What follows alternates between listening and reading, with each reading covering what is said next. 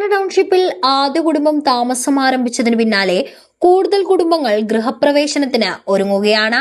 ആദ്യഘട്ട ലിസ്റ്റിൽ ഉൾപ്പെട്ട 178 വീടുകളിലെ കുടുംബങ്ങളാണ് ടൗൺഷിപ്പിൽ അടുത്ത ദിവസങ്ങളിൽ താമസത്തിനായി ഒരുങ്ങുന്നത്. ടൗൺഷിപ്പിന്റെ ഉദ്ഘാടനത്തിന്റെ ഭാഗമായി കുടുംബങ്ങൾക്ക് നേരത്തെ തന്നെ വീടുകളുടെ പട്ടയവും രേഖകളും കൈമാറിയിരുന്നു. 58 ഗുണമേന്മ പരിശോധനകൾ പൂർത്തിയാക്കിയ ശേഷമാണ് മുണ്ടക്കൈ ചൂരൽമല ഉരുൾ ദുരിതബാധിതർക്ക് വീടുകൾ കൈമാറുന്നത്.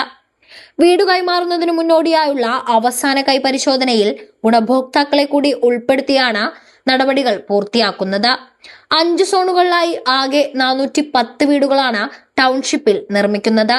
ടൗൺഷിപ്പിന്റെ ഭാഗമായി ആശുപത്രി, കമ്മ്യൂണിറ്റി സെന്റർ, പൊതുമാർക്കറ്റ്, അങ്കണവാടി, പാർക്ക്, ദുരന്ത നിവാരണ കേന്ദ്രം, ഫുട്ബോൾ ഗ്രൗണ്ട് തുടങ്ങിയ അടിസ്ഥാന സൗകര്യങ്ങളുടെ നിർമ്മാണ പ്രവൃത്തികളും ഉടൻ ആരംഭിക്കും.